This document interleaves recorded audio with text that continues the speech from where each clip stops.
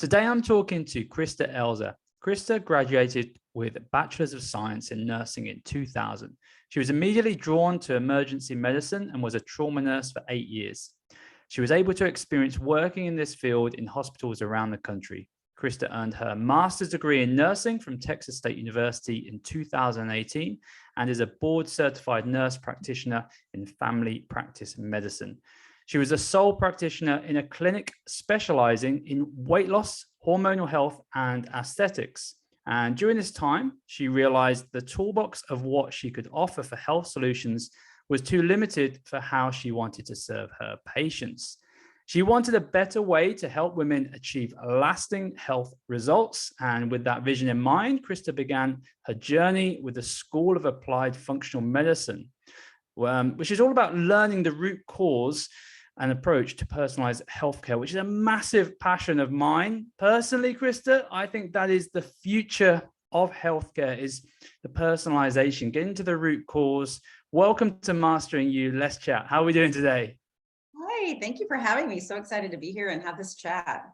Yeah, I'm really excited about this. One of the main reasons why is because we've not actually delved that deep into hormonal health in our 100+ episodes of Mastering You before. We've touched on certain topics, but it would be good to do a bit of a deep dive. And before we do that, what I'd like as an expert in this area is, can you sort of share with a listener why hormonal health is a topic that we should probably be talking more about? Why it's maybe, if you ask the average person how much they know about hormonal health, it's probably not that much, is my guess, but I don't know. Why should people listen to this episode right now? Yeah, one thing with working in the brick and mortar I was at before, we focused a lot on just strictly hormone replacement. You come in, you don't feel well, your hormones are low, let's give you some hormones to replace it, right?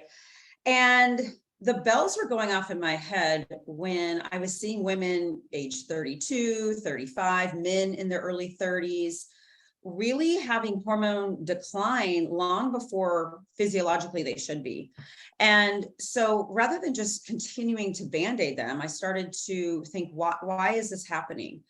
And hormones are messengers, right? They send messages throughout the body. And so they're also in sync with each other. So when one hormone is off, let's say the stress hormone of cortisol, which is kind of a buzzword right now too, we live in a stressful world. So when we are under a lot of stress, either because of bad foods or our job or relationships or just internal stress that we bring on ourselves, it can affect then our sex hormones. It can affect estrogen, testosterone, progesterone, which affects so much of our life, the way we sleep, our sex drive, how we can lose weight, like anxiety, depression. It affects so much.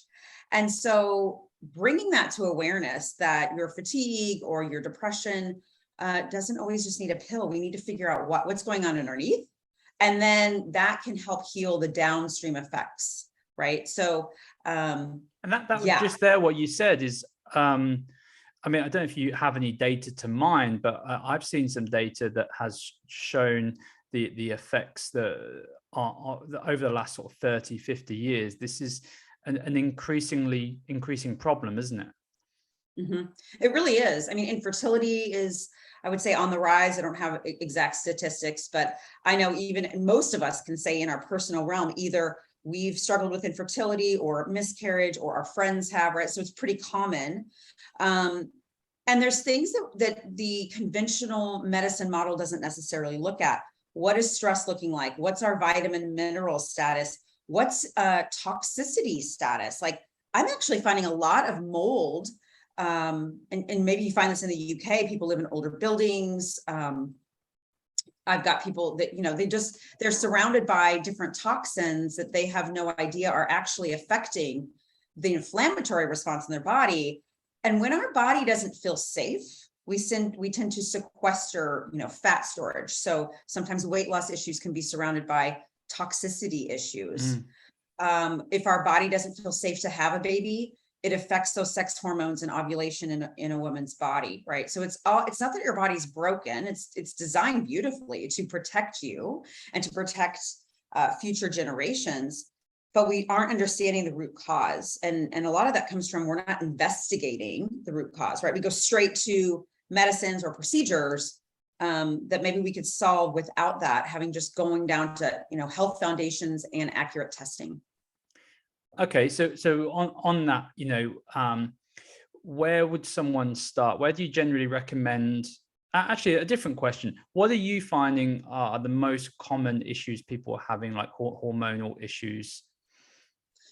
I think stress is a huge problem. And when I say stress, it's not just, I feel stressed and anxious, right? It's physiological stresses too. And so this is where I really dive deep into the maybe, boring, unsexy health foundations. But I think oftentimes we hear, drink water, sleep 8 hours a night. But are you actually doing this? Are you monitoring your own personal self? Sometimes when we start to pay attention to, well, let's just say, tracking your diet, right? You can track your diet and say, oh my gosh, I'm eating way less or way more. Like I had no idea, because we're not actually tracking data. So when I first start with, let's say, a one-on-one client, we start with that, like the foundations of, are you drinking enough water every day? And is your water filtered? So filtered water is important. We don't want to be drinking, out of lead pipes or, especially old buildings. But focusing on 60 to 90 ounces of water a day. And that a lot of people are under drinking, and our body's 75+% water. So when we're fatigued, when we have anxiety, sometimes that's literally just dehydration, right? So day in, day out, making sure you're hydrated, making sure you're tracking your sleep. And if you have a sleep problem, let's address that, right? Like, why aren't you able to fall asleep or stay asleep? So I work with patients on that. Just on those two, in terms of the hormonal impact of having poor sleep, not hydrating enough, not drinking enough water, what are some of the common symptoms that if someone's listening, they're like, well, I don't, maybe that's me, or what would be some symptoms that they're not getting enough water and not getting enough good deep sleep? So not getting enough water a lot of times translates into anxiety. It can be fatigue. It can be hunger. So you're grabbing for food when really you just need to drink more water. It sounds so silly and simple, but honestly, people think, oh, I'm drinking something all day, coffee, tea, soda. Yeah, no, that's not going to cut it. And as we're talking about drinking, let's talk about alcohol, because I think we really underestimate how much alcohol is affecting us, 3 days down the road after our weekend party, right? Like Wednesday, you still feel somewhat anxious and you're like, I don't know, I guess it's just me. Like, I'm just an anxious person. But alcohol effects can really affect the brain chemistry. It can affect even sex hormones. So for women, we have to detoxify estrogen, which is made every month. And we have to detoxify that mainly through our liver. Well, alcohol takes precedence in the liver, right? So oftentimes, especially women as they're in their late 30s or into their 40s, or maybe they're having some other issues with progesterone, which progesterone balances out estrogen. If they're also drinking, the liver's having a hard time even dealing with their own endogenous, like inside the body estrogen effects, right? So you're binge drinking over the weekend, the party, I know it's fun and great, but your 4 glasses of wine is really affecting your body's ability to balance your sex hormones even throughout the week. And that can really, that can cause some anxiety, that can cause weight gain, some of the brain fog, right? Yeah. Okay. Yeah. So, sorry, I interrupted you. So what are some other foundations in health that people need to start really focusing on? Yeah, so the water for sure, the sleeping for sure, and then eating whole foods. I think we oftentimes grab something that's in a box or a bag, right? And it's just processed food is seen as somewhat of a toxin to the body. And that is stressful. It's stressful to the body because it's like, oh, all these added chemicals, our body has to do something with it, right? So really focusing on not overcomplicating diet, especially at the beginning, but just focusing on organic foods where possible. Just whole foods, real foods, and really veering away from the processed foods can be helpful. The other thing is just really paying attention to stress levels, how, listening to inside your body. I think a lot of us are very out of tune with how we feel physiologically, right? And our body really tells us when we're stressed out, that knot in your stomach. Really learning to just sit with that and breathe into that and release some of that, because as we're just dealing with traffic, we're dealing with just common stresses of the day. Our brain doesn't really know the difference between real threat and a traffic jam or running late or your kids are driving you mad, right? So that causes that cortisol response, and that can really throw your hormones out of balance when this is a repeated chronic thing throughout the day. And so acknowledging stress, becoming more aware of when you feel tight and tense in your body, and really starting to breathe into that, maybe, taking up a yoga practice or just simply feeling the feeling and breathing, taking a few deep breaths. Again, that's a whole topic in itself, but stress management's huge. It's a huge foundation, right? Yeah, I guess the issue for a lot of people as well that I find is a lot of people equate stress to more mental stress. So, that I've had a stressful week at work because I've been working long hours, or I've got this project that I'm trying to finish and I'm really stressed out about how many hours it's taken me. I generally find that people equate stress more to those types of things rather than the types of food that they drink, the nutrition that the water that they're drinking, the environments that they're in.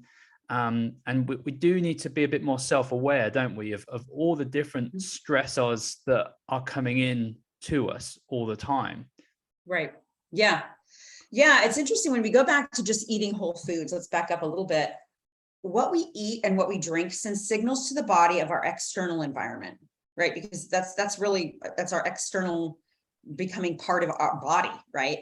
And so when we're constantly eating processed foods, things that are, foreign, there's chemicals or they're ultra processed, it really is a stress to the body. Like, it is not a safe environment. There is clearly no fresh fruits or berries anywhere, right?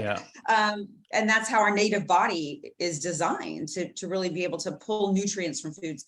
So taking note of what you're actually eating can make a big difference in hormone balance, your energy levels, all of those things, right? How you can manage other areas of your life.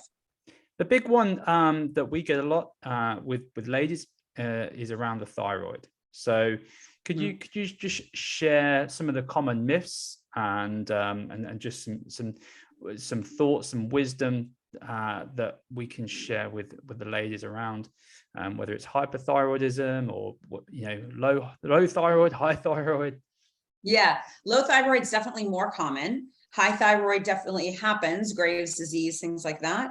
But low thyroid, I find really more common. And first and foremost, I would say find a practitioner that's going to look at a full thyroid panel, because I know in the US for sure, most practitioners only check a TSH, and that's really just checking the brain hormone. How much signal from the brain to the thyroid is being sent. But we don't know what's actually happening in the thyroid. And so looking at things like a T4, T3 are really important so that we can see the components of the actual thyroid hormone, and then how much is actually being converted to the active, which is T3. The other thing that's really important to look at if you do have low thyroid is not to just say, okay, great, let's put you on thyroid medication. Let's also look at antibodies. Do you have antibodies present to your thyroid? Because that's also really common. Hashimoto's thyroiditis is more common than you'd think. A lot of people are under tested. Honestly, my mom, just on a personal level, she was on Synthroid for low thyroid for years and years and years. And I finally tested her for antibodies against her thyroid, and she had no idea that she'd had these. It's important to know that, because that's the driving force as to why your thyroid is not producing the correct amount. When we know that, then we know that we need to go even deeper and really focus on liver health, because that's where a lot of that conversion happens. We also need to focus on gut health. And the reason gut health is necessary and really important for many, many, many things is that when we have overgrowth of bad bacteria that can kind of break down the stomach lining, or the intestinal lining. And when that happens, we release into the body elements of bacteria or things like that cause inflammation in the rest of the body. When we've got higher inflammation, you're more apt to have autoimmune, because the body's just kind of going a little crazy, right? Trying to protect yourself.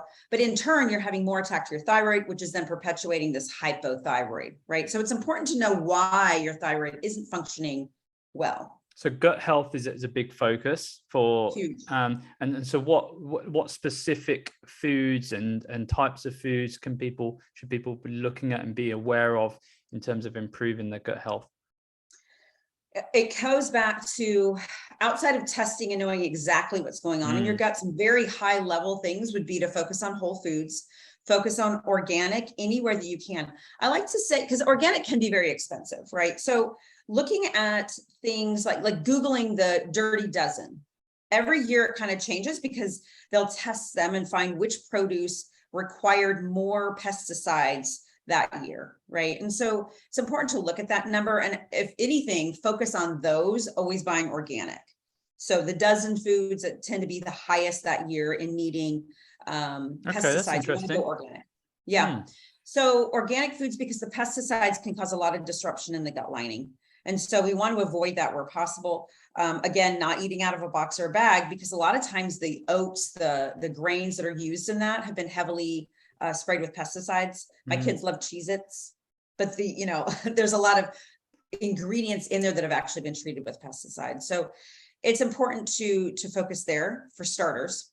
The other thing that's highly accessible is bone broth. That can be really healing for the gut lining. It's a good source of protein. And so sourcing that, either making your own or buying bone broth, can be really helpful in healing for the gut lining. So do you find that people are generally prescribed medication, thyroid medication, too early, too soon, without actually looking at more of a holistic approach, or is it? So this is where I like to kind of incorporate integrative, right? So sometimes we need thyroid medication, we need prescription medication to help support us. My goal for people who need thyroid medication is, okay, great, let's put you on there so you feel better, so that we can start making you feel good enough to exercise, and you can think clearly. You're moving your bowels, because oftentimes when we have sluggish thyroid, that means sluggish everything. So we need your body to be functioning at a high better. And then let's look at antibodies and fix the actual problem, so that ideally, at a minimum, we can be minimizing the amount that you need. Right. And sometimes completely off, sometimes just supporting minerals that are needed, like selenium through diet, iodine, making sure all of that is accurate, so that we can hopefully minimize it, if not completely reduce it completely. Excellent. One of the things I always like to do is look at the practical experiences that you're going through. So you're obviously regularly testing people, you're working with them one-to-one. What are some common themes that you see with regards to the results that you get back, and how are you often sort of helping people work through those, if you don't mind sharing? Yeah, I use multiple different tests from different companies, but I look at a broad range of things. I always look at gut health. So you'll send in a stool sample, we can get a really good picture of what's going on in the microbiome. So oftentimes I do find an overgrowth of bad bacteria. So we start to make shifts in diet. Sometimes I'll use some herbal antimicrobials to help with that. So that's pretty common. The other thing I look at is something called organic acids, and that gives a good picture into magnesium status, B vitamins. I often find women particularly need a good B complex. Okay. And we also need magnesium. So a lot of people, men and women, both, I'm finding are needing that supplementation. They're either not getting enough from their diet, or because of the gut issues, are not absorbing a good amount in their diet. Yeah, we had an expert in magnesium on the show only 4 or 5 episodes ago, and she shared some amazing stats that blew my mind on how deficient we are in magnesium. And since then, I've been topping my own magnesium up, and I've definitely noticed a massive improvement in my sleep quality. It's been really interesting. It's so amazing. Like, it's a calming mineral. It can also help with migraines. Yeah. But if you think, and maybe this person described it this way, but if you think of magnesium is almost like the banker, like handing out the cash to the bank, right? We have to have magnesium for so many of the process, like over 300 processes in the body. So magnesium, again, we'll reiterate, your listeners have heard it before, but it's important. Another one I find is low, especially if people aren't eating a lot of protein, is amino acids. And so getting, a good amino acid powder and throwing that in your smoothies every day. Even those powders can go great in your coffee. That can really help to boost neurotransmitters. So, anxiety, depression, it can really help to like create a branched chain amino acid, just like a complex, that kind of thing. Just an amino acid powder, not necessarily branched chain, but just a complete amino acid powder can be helpful. Right. Okay. So the collagen aminos are popular right now. So let's talk weight loss for a moment. So lots of these things that we've already talked about can affect people's ability to burn body fat. Why is that? So I mentioned before, the body is smart and it wants to sequester toxins. And so sometimes weight loss can be simply your body's in an environment where there's mold, where there's just a lot of toxic exposure. Maybe you're using high chemical cleaning products. Maybe you're using, women particularly not using clean beauty products. And so this can kind of build up, right? So the body wants to keep us safe. And that oftentimes can be in the fat storage or in bone, honestly. So we want to be clear on, toxins can definitely be that. I talked a little bit about estrogen dominance, and that's where we have that imbalance of how much progesterone to estrogen in our body.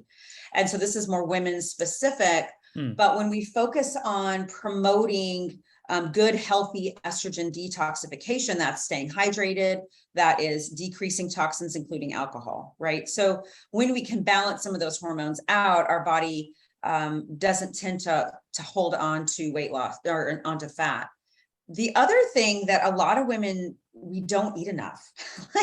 We think, we need to be eating 1,200 calories or less and working out. This can actually cause the body to not feel safe for the metabolic, for the body to feel safe to lose fat, right? Because it's protective. And maybe you deal with this with your personal training, but how often we're doing HIIT exercises, cardio, instead of lifting weights and really building muscle mass, right? Do you see a lot of that with women? Yeah. It's one of the things that we sort of have to educate our members on, is because we do strength training in every session pretty much. We do a little HIIT and a little cardio in there as well.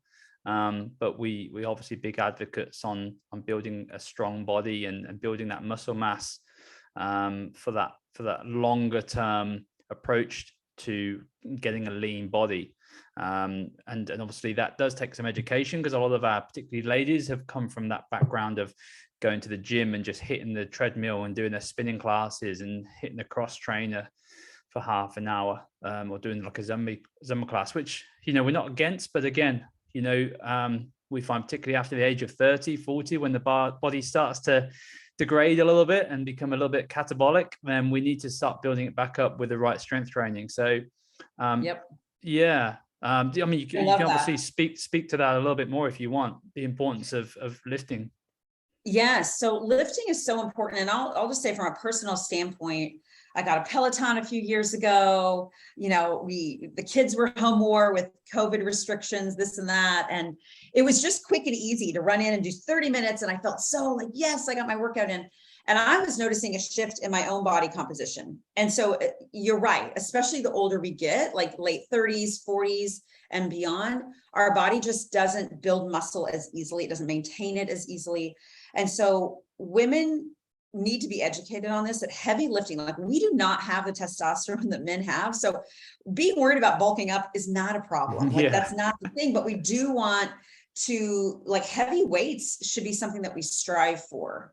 I also teach my clients on cycle syncing. And so there's times of our month when you're cycling before menopause that it's actually more beneficial, week 2 and week 3 of your cycle. So week 1 being the week that you start your period, week 4 being that week right before you start. So week 2 and week 3, hormonally, we are best equipped to be building muscle, because that's when our estrogen and our testosterone, those more anabolic hormones, are at their highest. And so that's why I encourage women to really dig deep into. Yeah, that makes good sense. That's good advice. Yeah.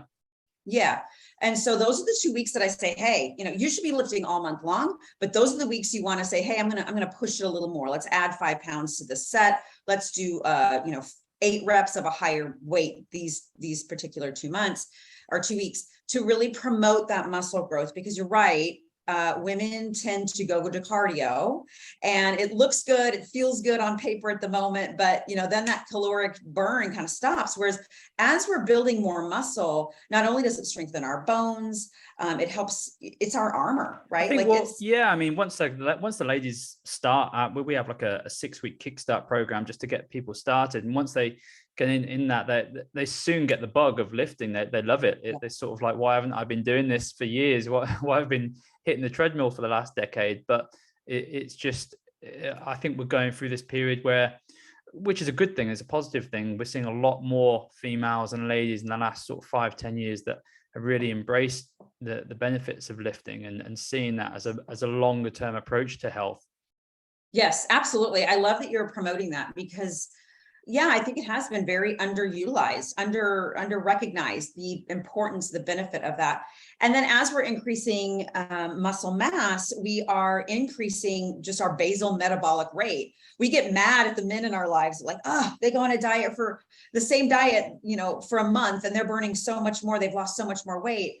It really comes down to men naturally have a higher muscle mass, right? But we can do something for ourselves so that we become more of a fat burning machine by increasing our protein too. This is where tracking what we're actually eating is really important, because I think women also, we really undereat the amount of protein that we should be eating. Yeah, massively. So, I try to push my clients to be eating at least 90 grams. Of course, it's dependent on your weight and your height and all the things, but at least 90 grams of protein a day. That's a lot. Like if you really look at things and you're only, you're not eating, pushing 30 grams per meal.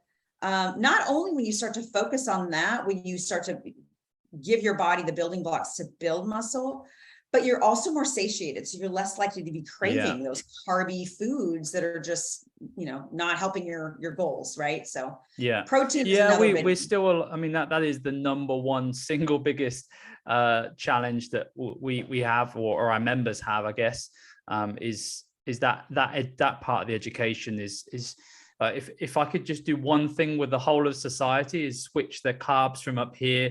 So you can't see my hands on the podcast, but just switch over the carbs to the protein, we probably wouldn't have anywhere near the obesity epidemic that we have, because if our carbs are higher percentage, we just eat more. It's just as simple as that. It's true. It's quite rare, if someone's hitting their protein target that we set them, that they overeat much. Whereas, it can happen the other way around, and it does happen. But for many people, it is a big lifestyle change to start getting that 90, 100 or 120 grams of protein in per day, when they're used to having like one egg in the morning and a bit of chicken at the dinner time, or a slice of ham in their sandwich at lunchtime, and they're getting used to getting like, no, it really isn't. So how does this affect the hormonally? What effect is low protein having on people? Yeah. So the other thing that I like to focus on is just metabolic health, right? Is foundational to everything. And remember, I said earlier, messenger, our hormones are messengers, and they tell other hormones to do different things, right? And when we're talking along the lines of protein, of carbohydrates, of weight loss, it's also, we have to look at insulin. So I like to look at a fasting insulin on women, because that oftentimes can give us more information. It always gives us more information than glucose.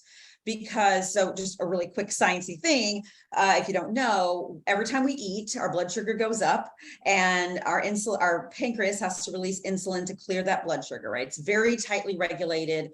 If it's not, then we have things like diabetes, right? Which our body can't do, right? We need to be able to utilize food for energy, and we can't do that without insulin. But over time, when we're eating a lot of processed foods, when we're not moving our body appropriately, our cells tend to require more insulin to get the job done, to get that glucose into the cell. When we do that, insulin is a storage hormone. So sometimes when I find women having a hard time losing weight, we need to look at what's fasting insulin, like how much insulin is needing to be pushed out to keep maybe that glucose number looking good on your routine labs. How much energy from the pancreas is it requiring at this moment to keep those numbers looking good? Because sometimes those glucose numbers can actually look good. Let's say your doctor runs your routine labs, and oftentimes that chemistry panel will include glucose. Oh, my glucose looks great. But then if we look behind the scenes and we look at fasting insulin, I'm like, yeah, but your body's working really hard to do that, putting out a lot of insulin to do that. And it's not until down the road when disease processes are actually happening where there's a breakdown in that and the glucose actually starts to rise because the body can't keep up, right? So to look at the root, we want to look at insulin earlier. So that gives me a lot of key insight into metabolically how well your body, and if we find insulin to be high, that's like, hey, we've got to get on this really tracking carbohydrates, really eating foods that impact the blood sugar levels less. And that means adding good protein, good healthy fats to every meal, not just eating a fruit by itself, making sure you're eating fruit with a protein. And all those kind of things can really help a woman who is in, maybe has some insulin resistance, start to balance that back out so that that insulin hormone then comes back to normal over time. Everything takes time, right? It doesn't take, you didn't get there overnight. And so it's creating and teaching a lifestyle pattern so that 6 months down the road, you're like, wow, metabolically, I'm way healthier because I'm focusing on building muscle, which utilizes glucose right away. And I'm eating differently with every meal. So I have less of that impact on the body. Awesome. So, I mean, there's going to be lots of people, particularly women listening, that are thinking, well, I maybe have a lot of what you're talking about. I do cut my calories and I do train hard, but I'm not losing weight. Maybe they have issues with sleeping. Maybe they have like the brain fog, all of these symptoms that we find with hormone issues. So would you suggest like having some kind of health panel, like a metabolic panel where they can look at their metabolic health? Would that be a suggestion? And also, if it's a yes, which I'm sure it is, what would be some of the markers that you would say to start, in terms of like they're Googling what's available, what should they be looking for? So I think starting out would be, if you're really struggling with weight loss and you know that you're eating well, you're kind of doing the foundations. Sleep, especially when it comes to weight loss, we underestimate that too, because a lot of the growth hormones, a lot of the repair, it's done during sleep. Yeah. And so if you're not sleeping well, that's definitely something you want to tackle first with whoever you're working with. There's definitely some supplements that can help to initiate sleep. Maybe we need to deal with stress on a different level of how are you managing that so that you can sleep. But one test I like to look at for women, especially in their late 30s and 40s, where you've had babies, maybe hormonally you've just never really bounced back and gotten back hormonally in a good rhythm, is the Dutch test. It's a dried urine cortisol test, and it's something you do at home. You collect saliva samples and urine samples throughout one 24-hour period. Sorry, is that the Dutch test? Dutch test, yeah. Are you familiar? No. Yeah, DUTCH. It's by a company called Precision Analytical. Love that test, run it on all of my one-to-ones because it not only tells us it's actually more accurate than a blood test, because a blood test is just taken in a moment in time that day. Whereas this is taken throughout samples throughout the whole day. So we really see a full picture of what is your estrogen level, your progesterone, your testosterone. How are you metabolizing that? Like, remember we talked about estrogen metabolism. And then also the saliva collects really good data on the adrenals. So we can see what your cortisol pattern is throughout the day. And that can give us a lot of insight, not only into fatigue, but also weight loss. So if we find that you've been under a lot of stress, let's say you've had a high intensity job, plus you got 3 kids and you've got a relationship, like life can get crazy in your 30s and 40s, right? There's a lot of moving parts. And over time, if we're not managing stress well, our adrenals can that biofeedback from the brain to the adrenals can become dampened, where it's like, well, this is life, so let's just quit putting out that cortisol. Yeah. Well, that can lead to brain fog and fatigue throughout the day. And we can see that pattern in that Dutch test. And so at that point, then we can say, okay, great. We can target what supplements are going to help support you back to adrenal health. And again, that takes time. But if we see that, that can be a big reason why you're struggling losing weight. There's just, or the opposite. Maybe you're not at that burnout phase, but the cortisol is sky high. And when cortisol is constantly being pushed out, again, hormones message to each other, we're now pushing out more blood sugar, which is causing more insulin.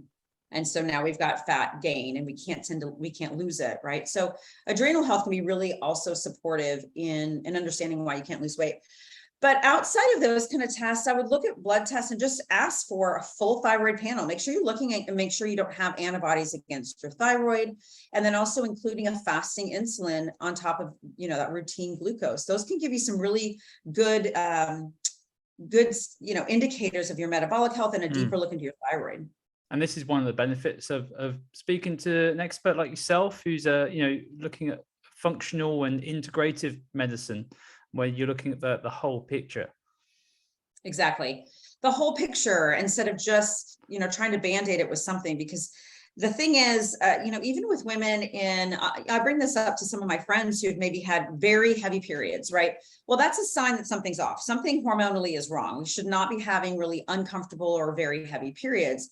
It's common in your late 40s because hormones are kind of shifting, but I found oftentimes women will go to straight hysterectomy, or they'll do what's called an ablation, where they're kind of, burn out that uterine lining. Yeah, it solved the problem of the heavy bleeding, but we haven't solved the high estrogen effects still happening to the rest of the body, right? And that can put you at risk for breast cancers and things like that. Yeah. So it's when I talk to women about that, like, no, it's important to understand the root cause as to why your body is giving you that symptom.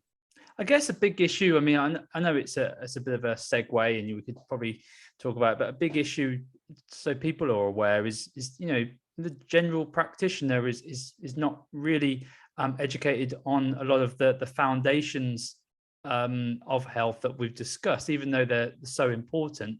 And it's not something that's really discussed in the main, is it?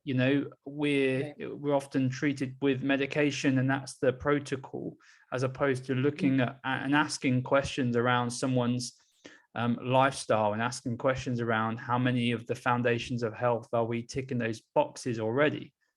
Because it's a big issue. It's a big issue, isn't it? I mean, this isn't to knock doctors, because they do a great job and that they can only do so much. And but it is maybe something that we, and obviously doing podcasts like this, we can promote the importance of personal health, taking responsibility for your health. And it was one of my things after COVID that I thought would see a surge of people taking more responsibility for health because of what we'd experienced. I haven't really noticed that happening, unfortunately. Yeah. I feel like there was a surge of it. Now everyone's like, okay, we're back to normal.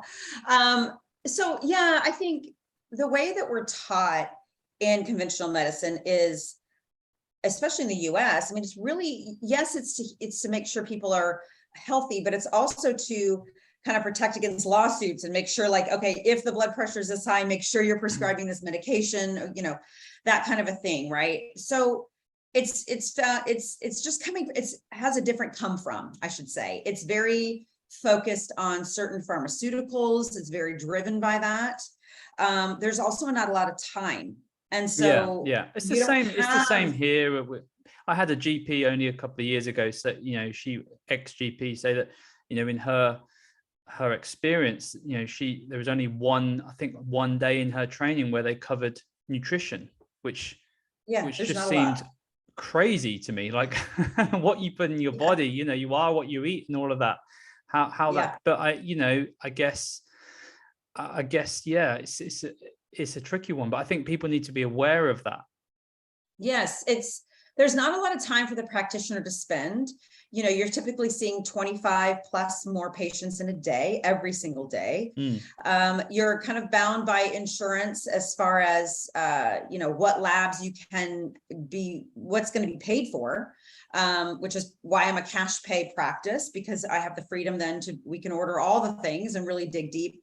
It's also, people need to also understand that you've got to get out of that mindset of, oh, my thyroid's off, let me just take this pill and fix it. You also need to be willing to say, well, let's dig deeper. And then what lifestyle changes do I need to make this lasting change? And that requires a two-way street. That requires you to be willing to dig into those lifestyle changes, to make some habit changes, right?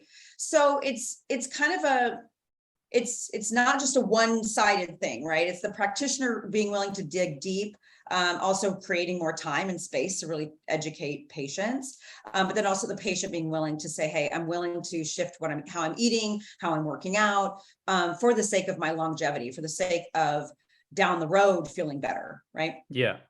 Yeah. No, I always think health is a bit like a game of poker or a game of cards. Like, you want to have the best hand.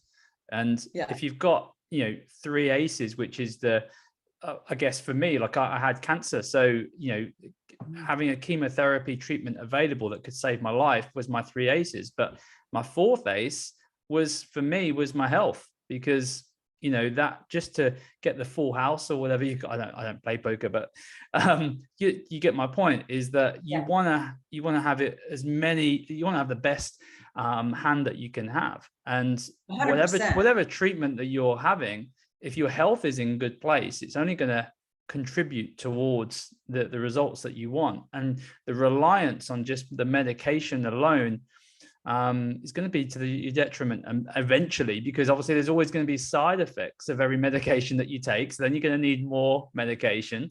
So meanwhile, just working on those foundations in health is absolutely crucial. Yeah, not only that's a great point, that you're preparing yourself for not only what you're dealing with now, but what's going to happen in the future, right? So also that comes back to muscle building. As we age, where you tend to be more apt to maybe losing your balance or whatever. If you don't have good muscle mass, you can't catch yourself as well. You can't. So it's all included, right? So if you get in a car accident, or your body's just more capable if you're healthy, if you're investing in your overall health, your overall body composition, all of those things. Yeah, you're better prepared to weather things like cancer if that were to happen. Not only can you prevent maybe it happening, but if it does, your body's better equipped to actually make it through.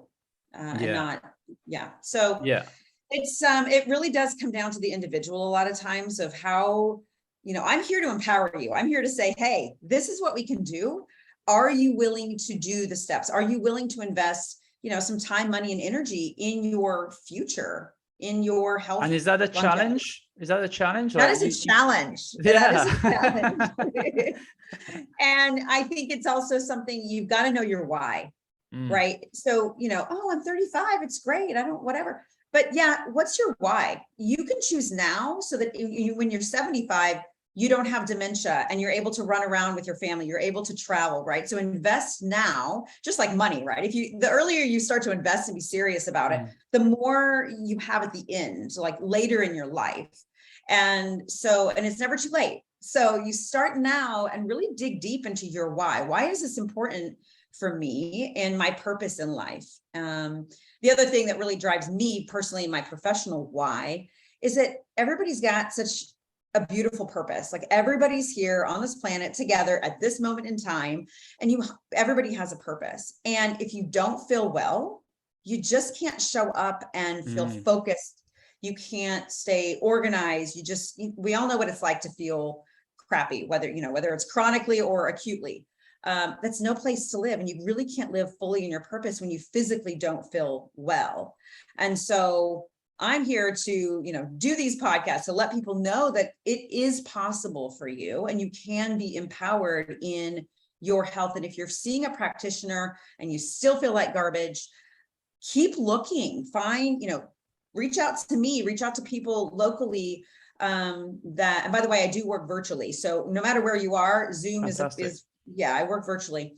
But find somebody that can help you feel good. Okay. Because it's not normal to feel tired all the time. It's not normal to have heavy periods all the time. It's just not normal. And get to the root cause, and you can live your life again. Right. Amazing. Well, I think that's a fantastic place to end. Where can people find out about you, or if they are interested in going deeper into this? If there's any ladies listening in particular have hormonal issues and would like to reach out for some expert advice, where is the best place for them to go? I am most active on social media, particularly Instagram. So it's just my first and last name, @Christa Elza. You can reach out to me there, send me a DM, follow. I I try to put content in there that will educate you. And if you have any specific questions, definitely reach out. I would love to hear from you all. Amazing. Thanks, Christa. My last question that I always ask is, obviously the name of this podcast is Mastering You. So what does self-mastery or mastering you mean to you, Christa, in one sentence or two?